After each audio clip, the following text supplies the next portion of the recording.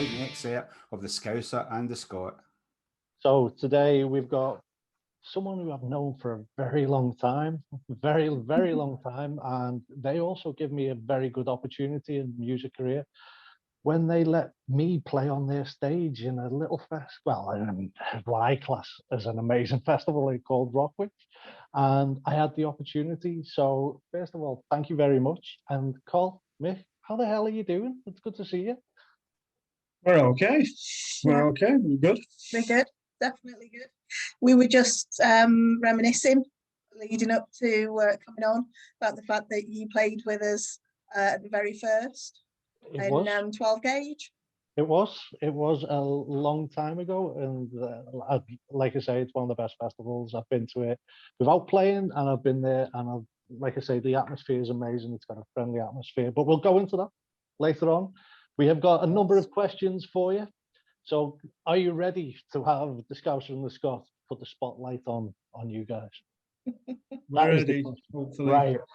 Okay. So can you give us a bit of an insight, your background of how you, what triggered you into the music? What was the first thing that you thought, I'm hooked on music? What was it? Well, I've been a rock fan since I was at school, really, but that was basically all that, I was just used to listen to music. And about 10 years ago, something like that, someone asked if I wanted to go and see a covers band practicing in a local club near us. And my mate was auditioning to be a drummer there. And I sat there, and at the end of it, they were looking for a bass player and asked me if I wanted to be a bass player. But I've never played a bass guitar in my life. Just handed me over this bass guitar and just told me to get on with it. And I think about 2 weeks later, we played our first gig. It was probably the most nerve-wracking thing ever in the world, I think. What about you, Col? To be fair, I've always loved music growing up. I used to play the French horn at school in the brass band. Yeah, rock and roll. But sort of, I was probably the only girl. I was probably the only girl at school that had a mixture of posters on a wall. I had Iron Maiden sat alongside Bros, sat alongside Pet Shop Boys. So yeah, very, very different. So yeah, just always loved music, to be fair. So there's a couple of questions off the bat. Mik, do you still play bass? No, I never liked being on the stage. I was always very uncomfortable with it, and I didn't think I was particularly good enough to do it anyway because my timing was slightly out. It's probably the old age and stuff like that. And I was more interested in setting up the shows and organising the gigs and everything, and that's where I thought that's where I want to go, really, more than I'll let people who really do it. And that's basically how it started, really. It's funny that, because that's the question I was just about to ask you, is can you tell us about how you first got involved in the music business as opposed to being just a fan, how that came about, what you did and where it's brought you to up to this point? Well, for me, 10 years ago, I used to support cover bands in the Staffordshire and Cheshire areas, and I had some friends that were in a cover band, but they also had an offshoot for an original rock band called Hypothesis, and they actually approached me and asked me if I would manage them and help them to book gigs, get them to gigs, basically help them with merch, etc. So that's sort of my first involvement with original rock bands. Well, it was, for me, it was, we used to practice at this pub called the Commercial Inn in Wheelock, and the guy who was then our lead singer, he organised like a 6-band little mini festival the year before, but he didn't really want to do it. He wanted to do it again, but he didn't really want to run it. So he asked me if I would do it. So I just beefed it up a bit, and eventually it was a 26-band 2-day music festival with 8 acoustic artists, and that was my actual very first gig that I actually organised. So I noticed that you said that you get into band management to start with, Col. Is that how long did you do that for, and what did you find? If you're not doing it anymore, can you tell me why? I think I can answer it, but I'm going to ask you anyway. You really want to ask? I did it for a good couple of years. Time restrictions was probably one of the main reasons for stepping away. Also as well, it's how Mick and I met, because Mick actually booked Hypothesis for one of his gig nights. So that's how we met. And then I moved from Stoke-on-Trent to Northwich in Cheshire. So I wasn't local to the Hypothesis guys anymore. But it's the whole trying to do band management, give them as much of my time as possible, as well as having a family and holding down a full-time job. Yeah. Very stressful. I'll tell you what, you went up in the world there, moving from Stoke up there. Wow. Crossing the Great Divide, that is. Oh yeah, big rift. Oh, love it, love it. So, I know a little bit about this history straight away, but can you tell me, and the people who are watching, all about Rockwich, how it all began? And we'll start with that first, and then we'll move on, I think. So give us all, give us the history. Well, Mick was actually approached by a local councillor to get involved with Northwich Festival because they wanted to include a music aspect to the overall festival, which predominantly was a family festival with a fun fair. There was a rugby competition, Strongman competition, car shows and things like that. Zoom meet things, and, Zumba. So Mick and I sort of worked hard, and we had a concept of using it as a stage for up and coming original bands, rock bands, to actually get in front of an audience. So that's kind of where it started. After the first year, we then continued to book bands for the following year. But then we were called into a meeting and we were advised that they didn't want to support the original scene and that they wanted to move towards cover bands, which is appalling, to be fair. Sickening. Because it was far too noisy. Yes, not very so we basically took our concept, picked it up and moved it to an independent venue. And I suppose that was really the true birth of Rockwich as we know it now. That's pretty cool, like, you know what I mean? Because obviously it's the challenges that you face, and obviously with the council as well, throwing the curveball in after the first year, and you've dedicated so much time, which we can, like, every artist who's played it will know straight away, like myself. We can't thank you guys enough, because the actual venue, the people there, it's a very family orientated event, and I think it's a great way to introduce the younger generation who are allowed to come in, who don't get to go to shows because of pubs and stuff like that. It gives them an opportunity. So from my perspective, thank you very much. I really appreciate it. You're more than welcome. I'm sure John will back me up on that one. Yeah, well, as somebody that works with 30 odd bands, original music bands, yeah, if it wasn't for people like you, it would be so much, well, there wouldn't be a scene, quite frankly, because unfortunately that story you've just told about the council is pretty, it's a well-trodden path. I can see why they do it, because they're catering to what they think are families, and they're trying to get the bang for their buck, and standing there with old grannies covering their ears and kids crying because it's too loud and the big scary man is up on stage and all this sort of thing. So you can understand it, but, I'm glad it divorced away. They did you a favour. They did the rock scene a favour. They did, definitely, yeah. Not that they did it not that they knew that. So let's talk about that. So because obviously you're passionate about original bands, original rock bands. So when it comes to looking at your festivals, let's say from the second one on, when it was you were booking original, how do you go about the process of choosing the bands? What kind of things do you think? What's the criteria? And has it changed over the years, pre-COVID, obviously?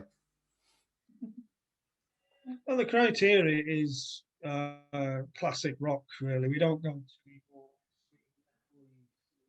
to we're just keep it within a certain, you know, like genre, but not so it's everything's all exactly the same. Band sounding exactly the same as the previous. We like to, you know, mix it up a bit, but keep it within a certain criteria. I think what we've managed to do over the years is we go to a lot of gigs, we go to a lot of independent festivals, obviously to support our fellow promoters. But, you know, sort of, we went to a lot of the larger weekends festivals as well. And we actually use that as a sounding board. So I think the first weekend was me getting a little bit tipsy and running around and basically telling everybody that would listen about Rockwich, what we're about, what the plans are, what the bands are like that we work with, and basically just being a bubbly idiot, basically, yeah. But it worked and it got a lot of interest. I mean, that's the thing, though. You personalise it. If you personalise it, irrespective of how you go about it, if you're passionate about something, and that shines through for you guys. I mean, I've never spoken to you before. I've never met you. I don't know you, but the passion's there. You can see that straight away. And the simple fact that that rubs off on people. How many times did you agree to prices, though, when you were drunk, or tips, shall we say, when somebody says, yeah, well, we want $3,000. Yeah, no problem, we'll do that. Yeah. You get them through the door like at 25 grand, and then you give them £25 at the end of it. No, never. Hey, can you come and work for me then, Col? I can do that kind of skill set. To be fair, though, we actually managed to book Attica Rage whilst drinking with them at the bar after we'd seen them at a gig.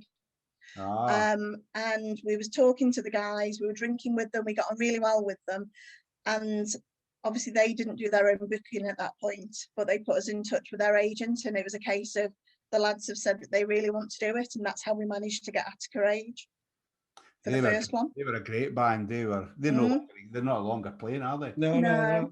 They're a Scottish band. Yeah.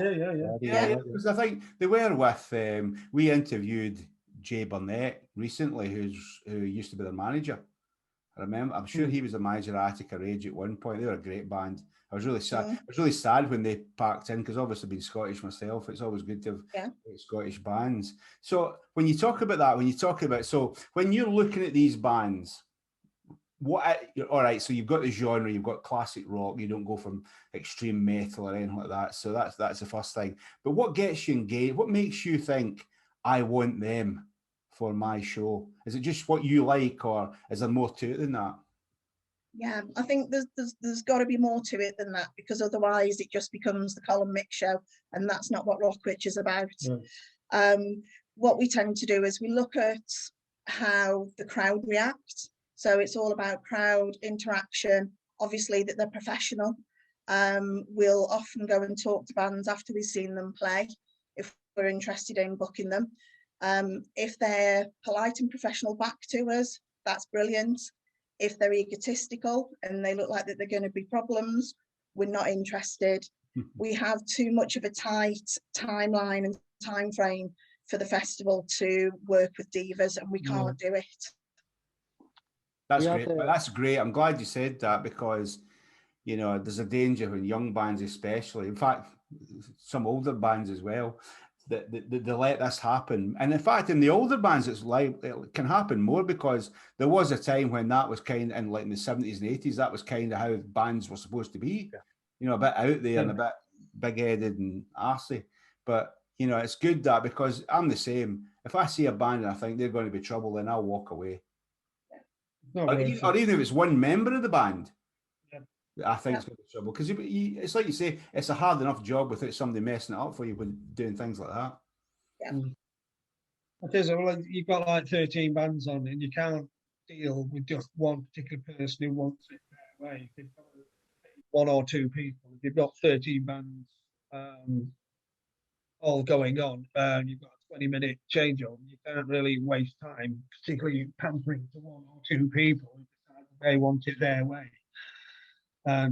It's all got to run smoothly. As soon as you start falling behind, it just snowballs and snowballs.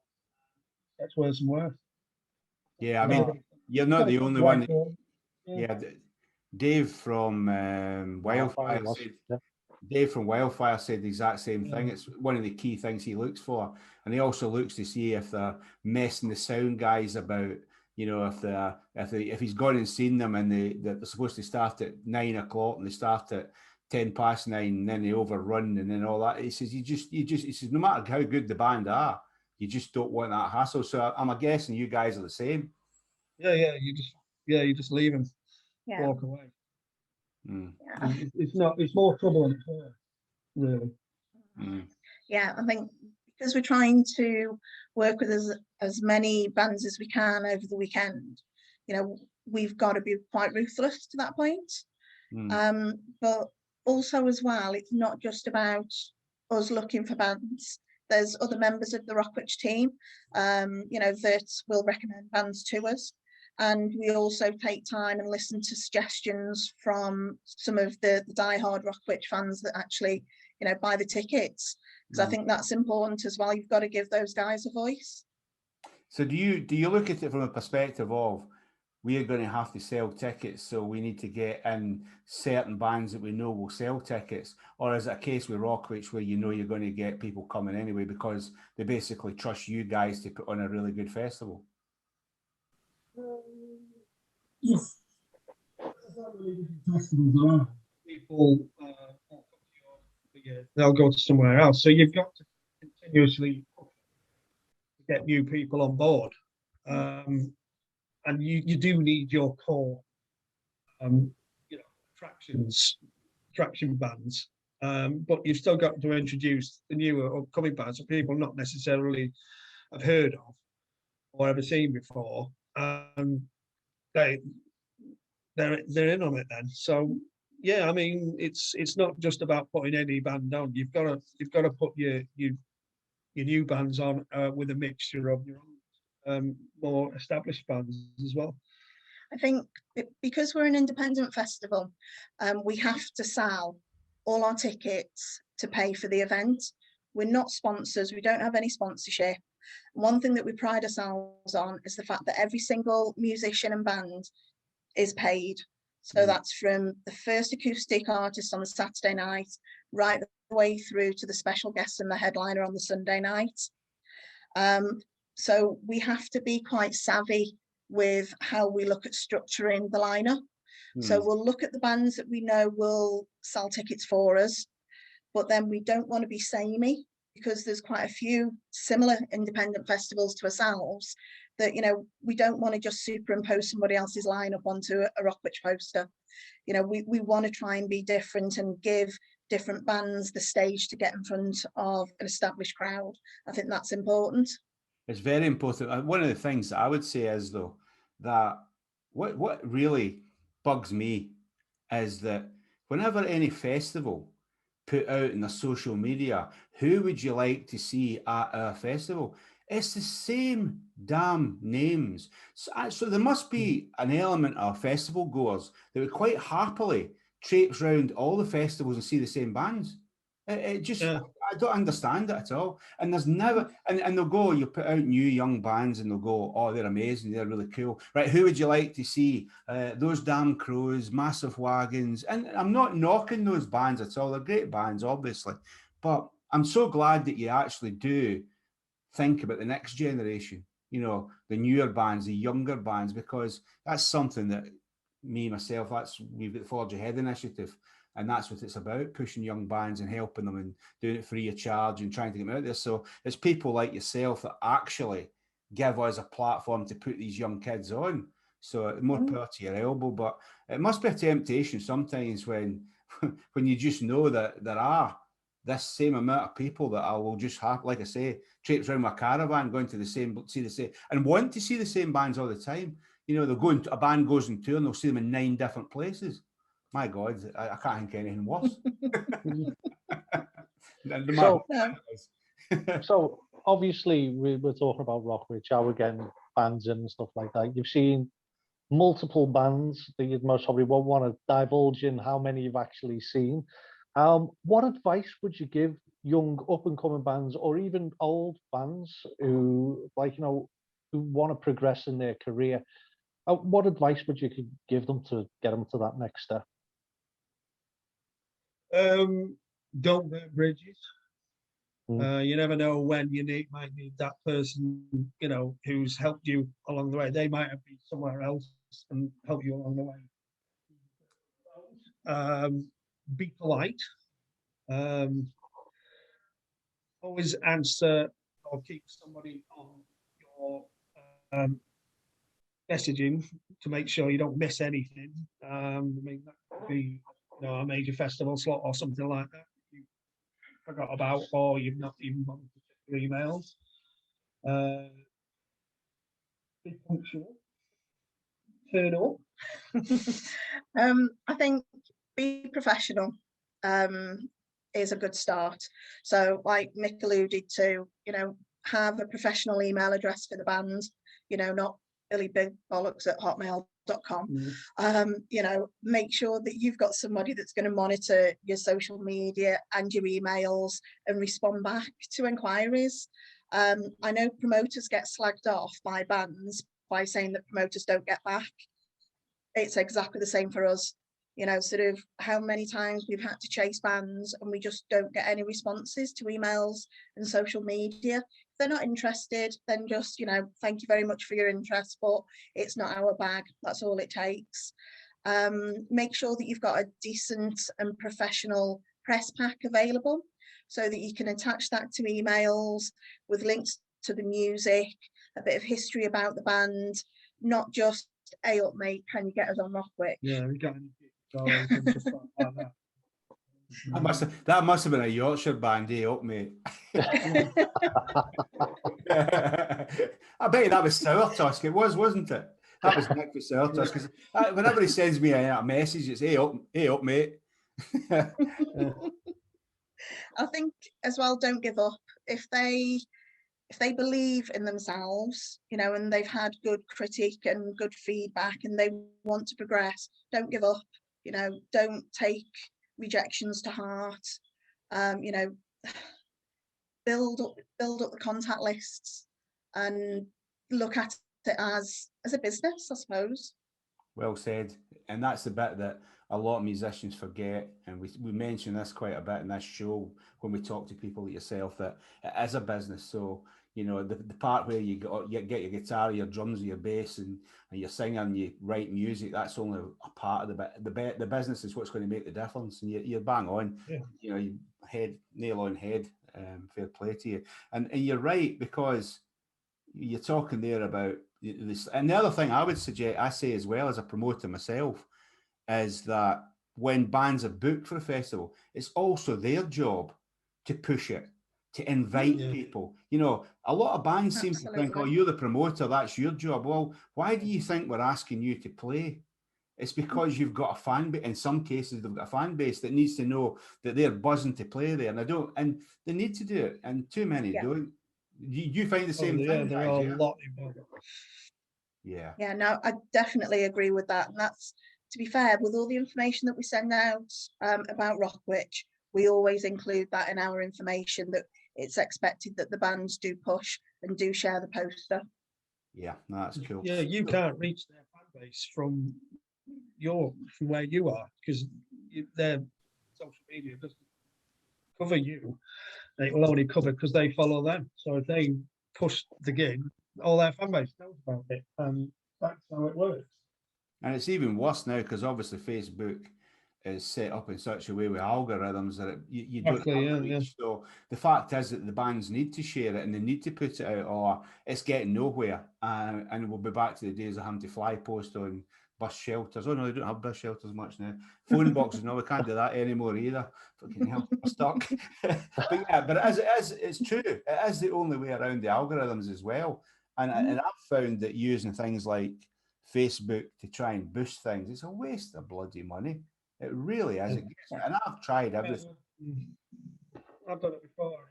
It does virtually nothing. It didn't make any impact at all. So the best way of doing it is on there. Yeah. What we also tend to do, though, is that we will have flyers printed. So obviously pre-COVID, the gigs and festivals that we go to, then we've always got flyers in our pockets, in the bag, so that, you know, if we come across people that we don't know, we, you know, and basically introduce ourselves. And I don't know if you can tell, but I'm a salesperson. So for me, it's an extension of the day job, to be fair. Yeah, no, that's cool. So if anybody's watching this and they have never been to Rockwich, can you explain what they would expect to, you know, what's the kind of unique selling points for Rockwich? What do you think are the reasons why people come and what they'll see and what they'll enjoy there specifically? I'd say it's a warm, friendly atmosphere. It's up close and personal. Plus, I mean, a lot of the bands will stay and watch around, watch the other bands playing, so you can interact with the bands after you come. And it's just basically everybody's knows, or most people know each other, and they're all friendly, and that kind of, you know, helps it all along. It just gives it that whole family atmosphere. Really. We have a Facebook page, and it's actually called the Rockwich Family, because that's the atmosphere that we promote. We've had people turn up on their own, and they've made friends instantly, and they felt that they've been part of it, rather than just, you know, somebody that's kind of just trundled along. One thing I will say is that we make sure that it's a safe environment. As Ian mentioned earlier, children are encouraged to come. Under 14s are free with a paying adult. You know, we've actually got pictures of kids over the years that have been with us since they were babies, and they come with their family each year, and we actually get to see them growing up through Rockwich, which is absolutely fantastic. And it's important because those guys are the future for, you know, original rock music, and that's fantastic parenting from their parents. But everyone is safe. Everybody's got a point of contact. Mick works tirelessly with the bands to make sure that everything is changed over in a timely manner. I sit on the front desk all through the festival, so everybody knows me, everybody gets a welcome when they come, and everybody knows where to come if they've got any questions or problems. And I think that pays dividends, and I think that's been invaluable over the years. Nobody's just a faceless number. And in you go, you know, off your tootle, really. So you obviously had big plans before COVID. What's Didn't that? really say anymore. Yeah, it's just that little thing that's annoyed the whole world. Yeah, I've heard something about it. I didn't pay much attention. Something in the background or something like Yeah. that. I've heard a few things about it. Can you give us an insight? What are you like? Obviously, last year was an absolute washout. This year, 50-50. We don't know what's happening completely yet, but can you tell us your short-term, medium-term plans? Like, do we think that we potentially could see maybe a couple of gigs coming soon your way? Well, short term is basically make sure it happens this year. As I say, we don't really want it to go any bigger, because I think it would lose the essence of what it is, really. So, yeah. I think at the moment, although we are optimistic that Rockwich will happen this year, obviously we've got to be mindful that if there is another spike and further restrictions are put in place, that it can only go ahead if it's financially viable, but ultimately as long as it's safe. The last thing that we would want is for us to host the event, somebody to come along and contract COVID. That's something that we wouldn't want anybody to go through whatsoever. So, you know, we're listening to government guidance, we're talking with the venue as well. If it turns out that it has to be a socially distanced event, which means cutting down drastically on the number of tickets that can be sold, then unfortunately it won't be financially viable for us to do this year. And that is the fact of it though, guys, because it's like, you know, you'll get the fans going, oh, I can't believe it, and the band's going, oh, we're so looking forward to play it. But the truth of the matter is, it's your pocket it comes out of. You know what I mean? And you know, so there's a double-edged side to it. There's, I mean, I did a gig, I promoted a gig a couple of weeks ago, which King Voodoo, Ian's band, played up in Blackpool, and it happened to be the same day as England versus England's first game against in the Euros, and there just wasn't a great turnout at all, despite people giving it that we want to be there, we want to come and all that sort of stuff. So it was an inauspicious start. The bands were amazing. The fans that were there were great, but I lost money. Simple as that. And this is the bit that nobody talks about. And you know, sometimes we can take a hit for the greater good, but not in a festival. So I know exactly where you're coming from. In fact, I've got one this coming Sunday, Saturday up in the Lake District, which is an outdoor event. But luckily, it looks like we've got a good crowd for that. But you know, it is one of these things where it is a, you know, for any fans, bands, and everyone watching this, unfortunately, the finances and the hard business side of it does have to come into it. And when you get agents coming to me and going, yeah, can my band play, but they want 1,800 quid, and they can only draw in about 30 crowd, and you know, you must get that yourself, where people are just nuts about what they think the bands are worth. They've got to realise, as I always say to a band, you know, unless it's a new young band, if you're an established band, then I say, whatever I'm going to give you, then I have to be sure that you're going to bring in the same amount of people to cover your costs. Yeah, exactly. Yeah, it's a business. Money's got to come somewhere. You can't just sit there paying people out. Nothing coming in. You know, it just doesn't work. But the first year of Rockwich, we were out of pocket. It was a new venture for us. The second year, we wiped our noses, and sort of the following years has enabled us to be able to get some of the bigger bands to make sure that we can sell some of the tickets. So finances are very, very important. If the finances aren't there, Rockwich just won't happen. No, and that's a sad fact. But and I respect. I mean, you've never had the problem, obviously, because it's a well-respected and well-loved festival. You know, everybody that's in the scene knows that. So, you know, outside of COVID, but you know, if it wasn't Rockwich, in fact, I'm going to come on to the next question because it kind of covers it as well. So there may be somebody watching this that fancies doing their own festival, and they're going to start off small, etc., and they eventually want to build up to being a Rockwich. And these are the things that we're talking about, the things they need to think about. So is there any advice that you, and hard tack advice, you know, the honest to goodness business side of it, that you could pass on to them that would help them? Bother. I knew you were going to say that, Mick. Do you know what? You're not the only person everyone who we said, and we've had like, you know, the likes of Adam Gregory from Bloodstock and stuff like that. He's had blood, sweat, and tears. I think you've had blood, sweat, and tears. Yeah. And it's more than likely the same for everyone, where it's during it, you're most probably pulling all your hair out, and you go, "What do I do? Where am I up to? Why am I doing this?" Sorry, Mick. Exactly. Yeah. So that's where it's all going. It's the first couple of years. You have to push and push and push and make sure everybody possible knows about it. And then after a while, you get established and people will start to come again. And it gets a bit easier. But as I say, other people have other things, and some of the crowd goes to them. So you've got to fill it with new people, and you still have to push and push and push. You can never just sit on your laurels and, you know, expect everybody to turn up, because they won't.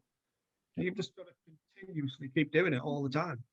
I think from an advice point of view, be realistic. You know, sort of don't go into it blindly. You know, just because you've gone to a festival and it's a great success and it may look easy, it's not. It's not. It's very stressful. Especially first. You know, sort of also as well, look at where your time and your energy has to be spent. If you've got a busy family life and also a full-time job, can you really give the time that's needed to organise a festival? I think that's key. I think one question for you, what a lot of people don't realise is how much time you actually spend. I can guarantee that you're most probably looking at next year's festival already. Oh yeah, we've had people wanting 2023 slots and stuff like that. But generally, just concentrate on this year's and then straight after thingy. But it's, you know, it's not long after before you have to start thinking about the thing. And if you get the opportunity to get, you know, a bigger, more established band 18 months before, then you do it. You don't pass up any opportunity. You know, you're always looking and always thinking ahead. The year that you're working on is already probably mostly all done. It's just basically all that you have to think about. But you've booked all your bands, you've done everything else, you've got tickets, you've got your everything else. That's already done. And then as soon as this year's is done, you're off for next year's as well. To be fair, we do get contacted a lot, and we're quite lucky about the fact that other bands will recommend Rockwich. So we do get contacted quite a lot by bands asking for slots. So we do run a reserve list in the background just in case there's any dropouts leading up to the event. But that's also a good starting point for us to start looking at bands for the next year. And like Mick says, you know, some of the bigger bands, we have to be thinking 18 months, 2 years ahead. So you've got to be well organised and make sure that you keep all your records up to date. And that's something that Mick does, to be fair. I think the other thing is that what I would say is, I think a lot of people maybe toying with the idea and in love with the idea of having their own festival. If you're thinking about doing it for ego reasons, don't. Because it doesn't work. You know, you have to be honest and you have to question yourself why you're doing it, because if you just want a festival named after yourself or whatever, you will fail. 100% you'll fail, because it's the organizational side of it. The booking of the bands, etc., is one thing, but the stuff that you don't think about, the risk assessments, the security, the toilets, you need to cost everything. You know, especially if it's an outdoor festival, for example. Yeah, that's a minefield. That is. Yeah, it totally is. But even if you're just doing a one day, like I did, the first one ever I did was in Manchester. It was a Friday night, all day Saturday. Great festival. Not enough people turned up, and I lost a fortune. And I learned a shit ton of stuff out of it. And it can happen so easy, and that's why there's so many promoters come and go, because many of them it's a bit like catching nightmares with Gordon Ramsay. The amount of times the problem is that somebody's had the idea they'd love to have their own restaurant, but they don't know anything about it, they don't do the work on it, they don't do the homework on it, and they don't practice with anything. You know, it's just they fell in love with the idea. And I think that's the advice I would give as well to anybody that may be considering it. Listen to these guys, watch the rest of Scouser and Scot once when we've talked to other festival people, because everybody's got different experiences. And be sure that when you do it, you're doing it for the right reasons and you're doing it well. That's what I would say. Yeah, definitely. Yeah, there's more goes in the background that people don't see that you have to think about, which, you know, I think it's very easy to do it just by watching it and seeing thousands of people in a festival. Yeah, that's what it's got to get that stage. That's the problem. Well, yeah, and it's and now with COVID and all that, it's even worse, because there's so. I mean, even today, with this one on Saturday, I've just got a tranche of new stuff that I'm going to have to do, and this is the bit that when the fans are getting. If I had to cancel it tomorrow, I'd be going, oh, you know, I can't believe it, or I knew that was going to happen, whatever. But the thing is that it's the whole world has changed, you know, and it's not getting any easier. But that's not to put people off, because if you really want to do it, just do it well. Just get the right people around you, and that's the other thing, isn't it? Get a team you can trust around you. Yeah. So while we're talking about the pros and cons, that takes us on nicely. What are your top 5 pros and cons that you've experienced over the last few years with starting a festival, with doing your own festival, with building it up in the bands and stuff like that? What are the biggest pitfalls you faced? Attention to detail is one of the paramount things, and just going through it in your mind, what needs to be done, why does that need to be done, and then you've got to promote it and keep promoting and keep on it, and and things. It's just. I think pros wise for us is that we've built up and established some great professional contacts. Yeah. Working with fantastic bands. You know, as we said earlier, we pride ourselves in the fact that we provide a stage for up and coming original rock bands. We love the fact that a lot of the bands that we've worked with in the past are now sort of stepping over that threshold. You know, they've got airplay on Planet Rock. They're being supported by the rock scene. You know, the likes of Stone Broken, Massive Wagons, Mason Hill. Obviously, we mentioned Attica Raid, unfortunately not on the scene any longer. Gin Annie, you know, the list goes on and on. And for me, I think that's probably one of the major pros is, you know, the fact that we can pride ourselves that we've had a play, really, I suppose, in where those guys are. I think negative is the hard work that goes into it and the stress. Yeah. But Especially on the day, because you go through 13 hours, and you're on your feet. You can't relax for 5 minutes. You're on your feet and you're making sure everything's run, all the bands are swapped over, and it's hard work. It's very hard work. Yeah, definitely. And sort of having to do your day job and do the festival admin and everything behind the scenes as well, that can be quite taxing. You know, bands and agents will want answers when they ask the questions, and sometimes they're not prepared to wait a few hours until, you know, after I've clocked off at 6 o'clock. So, you know, most of the times you do have, especially on the run up to the festival, you do have to be willing to be flexible and wear both hats. So your day job and Rockwich all at the same time. That can be quite taxing at times. Yeah, 100%. I know that. I know that because it's like some of my bands will be messaging me. Do you know when the loading in time is? What gig? So it's just, it's 3 freaking months away. You know, get. Yeah, but I need to make plans. Well, why? Where are you going? Where are you traveling from Australia? You know, and that's regular because bands are only focused on you know that the bands are focused on themselves.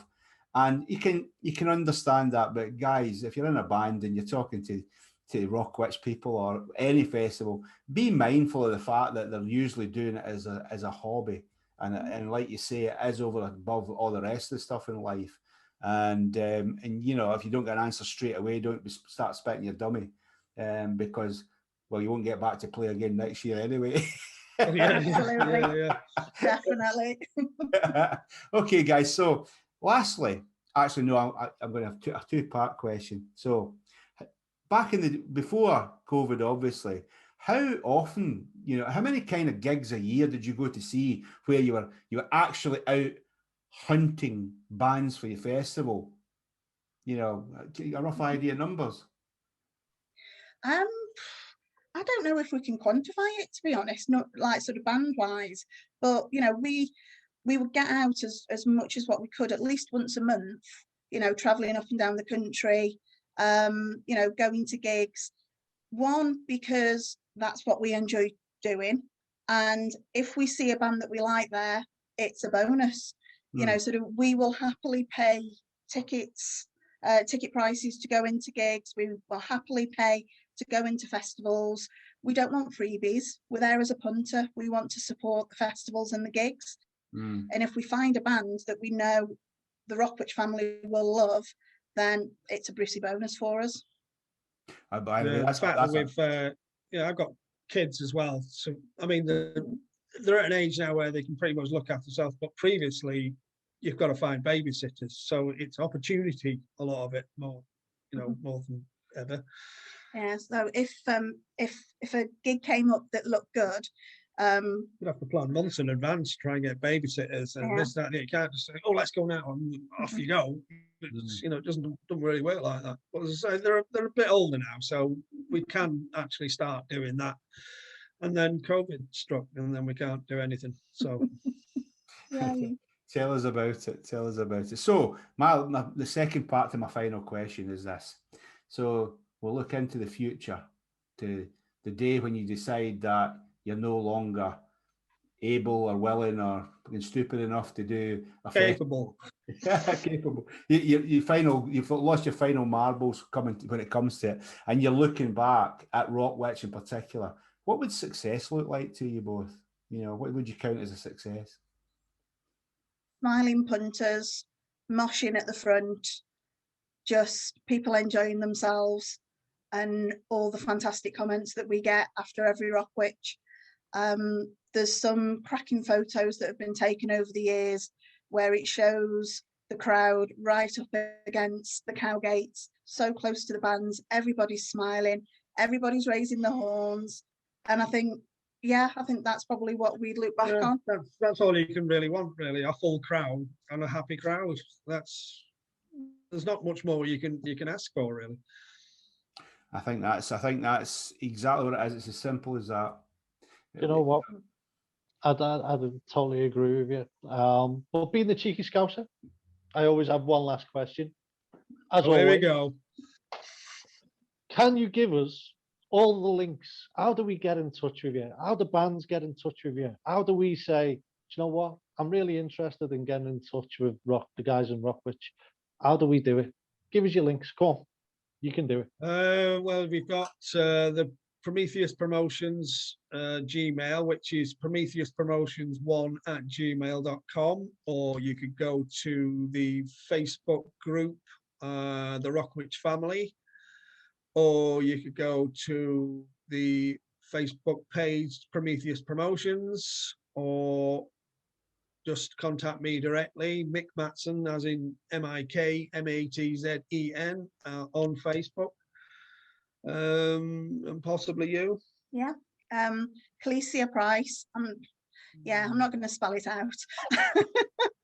But yeah, if anybody wants to make contact with us on Facebook, please feel free to do so. I think that's probably all the links, isn't it? Prometheus pretty Promotions much. and Or I mean, if you see us at gigs or something like, if somebody points us out to them, we're only too happy to speak to them. And especially if they buy us a drink. Yeah, if they buy us a drink, we're in, really. Yeah, that's how you got on, really, wasn't it? Yeah, well, you know what I mean. It was a good couple of bottles, but it was well. Yeah. Hey, wait. For posterity, I want that recorded. That man's title in 2 coats of paint. He's never got anybody a drink in his life. I tell you. Oh, wait there, John. Just let me correct this. Who said I bought them? I supplied the drinks. That's all I said. You can't be blaming. I'm a Scouser, mate. I'm a Scouser. That's all Scouser, yeah. Not wrong with that. Hey, thanks, Col. Cheers, love. I'll buy you a wine next time I see you. He'll get somebody else to buy it for you. Yeah, you'll steal one off a table or something. I'll borrow the bottle, but I'll take the contact. You can have the bottle back, can't they? Yeah, exactly. What I'll do for you is I'll put the links all down below. So guys, click on the links down below. Check these out. Rockwich is an amazing festival. It's a piece of my heart personally because they give me the opportunity, and I would love to repay them any way that we could. So click down the link down below. Help these guys out. Come to the festival because it's one of the best festivals I've played. So there you go. John, I'll leave it over to you, mate. Well, all that's left to say is until next time, you know what to do. Hit that cowbell and subscribe.